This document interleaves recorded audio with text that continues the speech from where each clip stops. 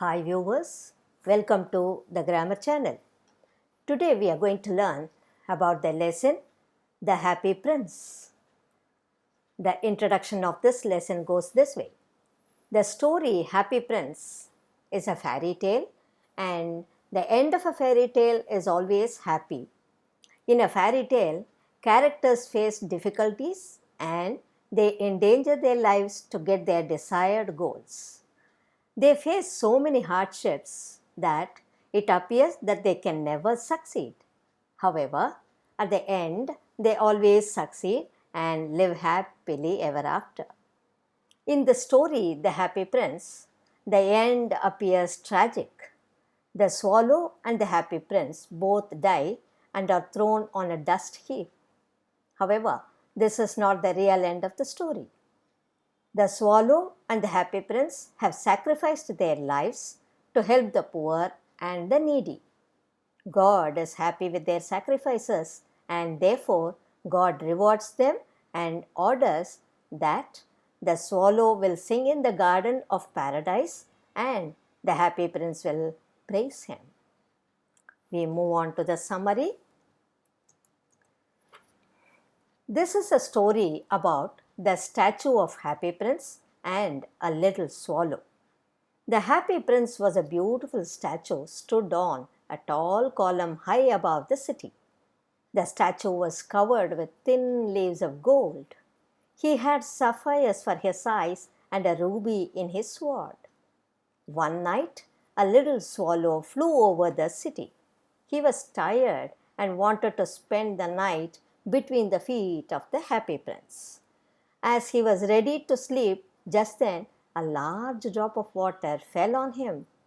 It was curious as there were no clouds in the city. Then another drop of water fell on him. The swallow decided to look for another place.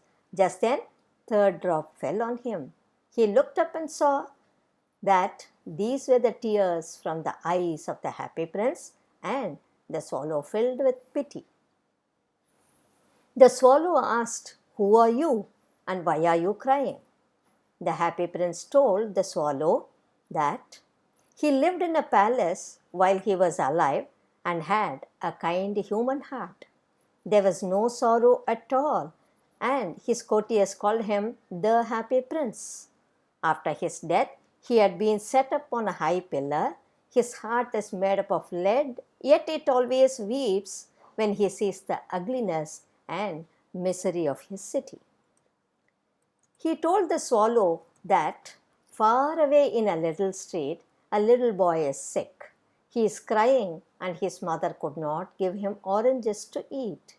He asked the swallow to give his ruby to a poor woman when he was going to Egypt. He obeyed the Happy Prince and then he flew and laid the ruby on the table of the poor woman. Then the Happy Prince saw a writer. He was suffering from cold and was very hungry. Happy Prince asked the swallow to give one of the sapphire gems to the writer. The swallow did not want to pluck out the sapphire from his eyes, yet he obeyed him unwillingly. After that, the Happy Prince saw a girl and her matches fall into the gutter. At his command, the swallow very unwillingly plucked out the sapphire from the other eye of the Happy Prince, and now the prince was totally blind. The swallow slipped the sapphire into the palm of the girl. Then the Happy Prince allowed the swallow to fly away to Egypt, but the swallow decided to stay with the blind prince forever. The swallow reported about the sufferings of the starving people. At the command of the Happy Prince, the swallow took off the golden leaves from the statue and distributed them among the poor people.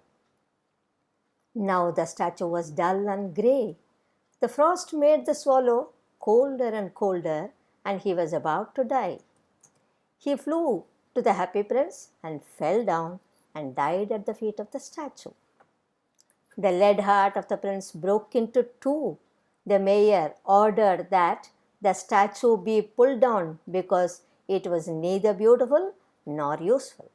The broken heart did not melt in the furnace. It was thrown away on a dust heap where the dead swallow was also lying. God asked the angels to bring the two most precious things in the city.